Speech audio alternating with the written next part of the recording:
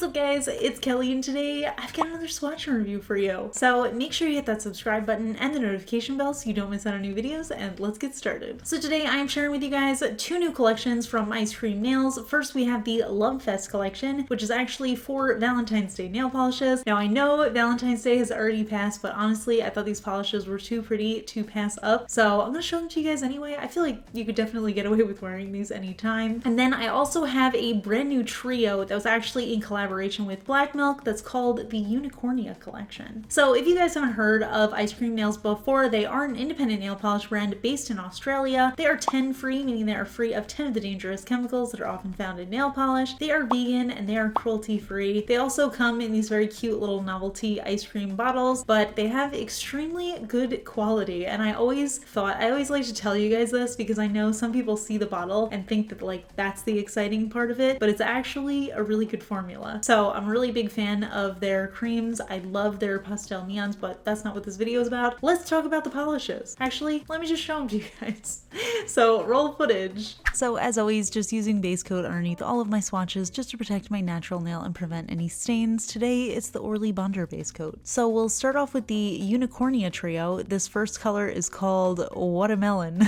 And I can't tell you how much that name has made me laugh. But anyway, it's a really beautiful turquoise scattered holo that's actually a full coverage shade. So I ended up getting full coverage in 2 coats. It might be a little sheer on longer nails, so you might need a third, but this color is so vibrant and beautiful. The holographic pigment in it is a little bit subtle, but I think just depending on the lighting situation that you're in, you might find it to be a little bit more or a little bit less hollow. You can really see around the cuticle area how much that hollow pigment shines through in the color. Really gorgeous shade though, definitely gives me summer vibes. Next up we have the shade Flutterly Cute, and this is a really beautiful, super soft lavender pastel cream shade, and this is the type of polish that I absolutely love from Ice Cream Nails. They just really excel at doing these super light polishes in a really easy, super smooth formula. With light polishes like this, they sometimes get to be so chalky. I know I mention it a lot, but I really do find that to be a huge issue with shades like this. But in this case, it's just so smooth. It applies just like any color nail polish, which is surprising for something that's this light. The coverage is incredible, and here it is in 2 coats. I just absolutely love this one. The final shade in the trio is this Topper Pink Lemonade. So it has hot pink hex glitters as well as some more soft, larger pink pastel glitters. And this one is actually really fun. It has a little bit of a pinky base to it. So as you can see, I paired it over Flutterly Cute and it did kind of warm up that base a little bit, but this is a super fun color. I feel like it's going to be very fun to experiment over different shades, especially over black. I think this one would really look gorgeous. You guys know I'm in a topper mood lately, so I will never say no to a new topper. So moving on to the LoveFest Collection, which is their Valentine's Day set of 4 polishes. This first one is called Mess Express, and this one I was actually not even terribly excited about it until I applied it on my nail, and then it instantly became my favorite, honestly, out of all of the ones that I reviewed today. It's like a really dark gray, almost black base that has a really intense shimmer running throughout. So you can see pink, you can see copper, you can see gold, there's a little bit of hollow in there. It just really comes alive on the nails, and I think it looks so gorgeous. I think I could get it to be an even deeper color with a 3rd coat, but honestly I loved the way that it looked in 2. It was just perfect for me. Next up we have the shade Hearts on Fire, and this is just your classic deep cherry red cream shade. It did have a slightly jelly-like formula, but as you can see, it actually gave me full coverage in the 1st coat, so I didn't have any visible nail line, even though there was a little bit of that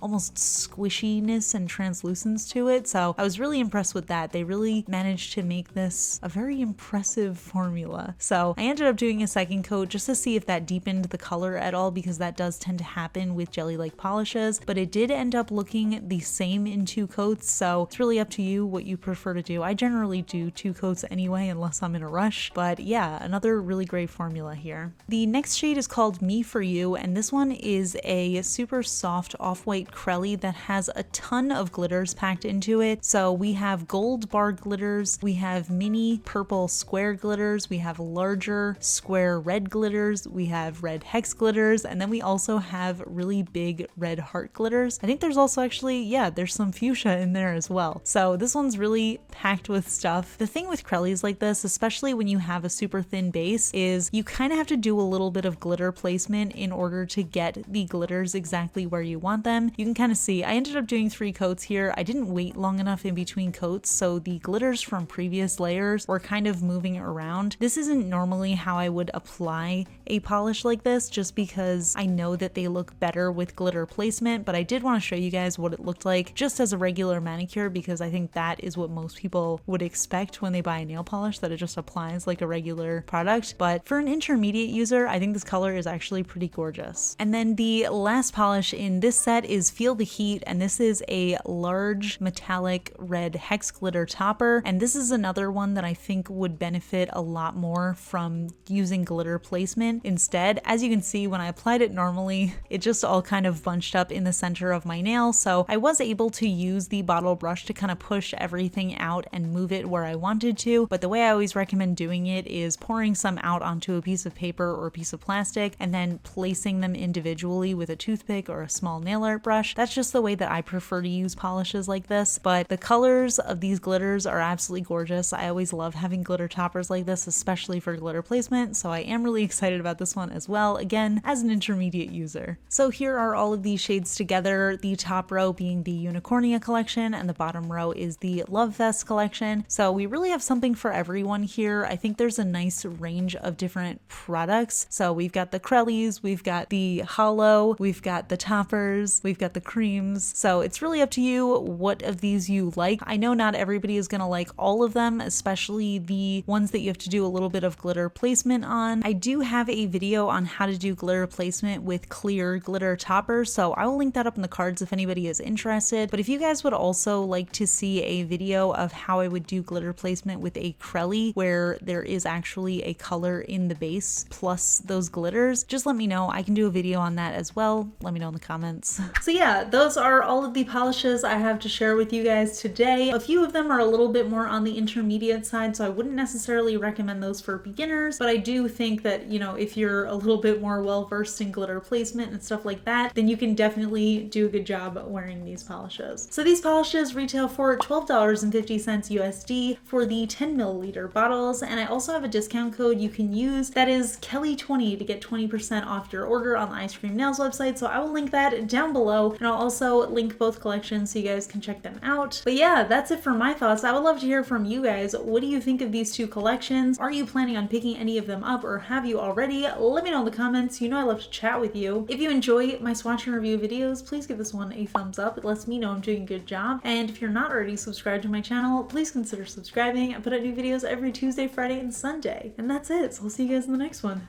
Bye. Today's fun fact question comes from Patreon supporter Mandaloo, and Mandaloo wants to know, which of all the Pokemon games is your favorite? I'm so glad that there are more Pokemon related questions that I can answer in my fun facts. Clearly I have an obsession. So my favorite generation out of all of them, I actually started playing Pokemon. I was born in 91. I was of age to play it when it first came out, like the Gen 1 Pokemon. So I started playing the red version. I've played a lot of the versions. I haven't played a few of them. I've never played X or Y or Sun and Moon, but I think I've played all the other ones. Oh, I didn't play, I think, is there an X and Y too? Oh no, the Black and White too, I also haven't played. But yeah, so out of all the generations, my absolute favorite is the third generation. I feel like that was really the sweet spot for me, where Gen 1 was obviously awesome because it was the beginning. The graphics weren't incredible, and then also there were a lot of features that they added in future games that I thought were important for me. Once it moved on to Gen 4, I feel like the graphics changed so much that it really slowed down the game. Like, I don't know how to explain it. The games after that were just so much slower. I really do love the new one, the Sword and Shield one that came out. I feel like that's a completely different feel though. But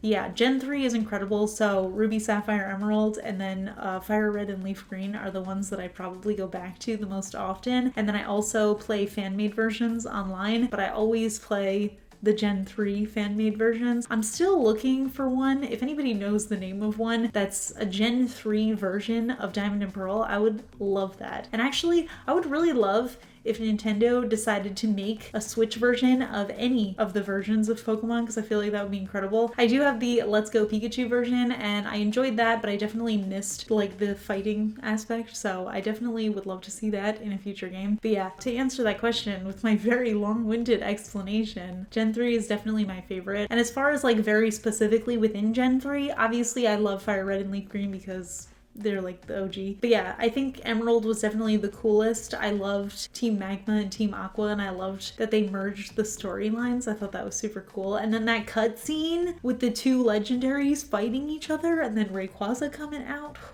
Oh my gosh. When I was a kid, that really blew my mind. Like, that was the best. But yeah, so that for sure. One of these days, I'm gonna be Team Magma for Halloween. That's my goal. All right, I'll see you guys in the next video. Bye.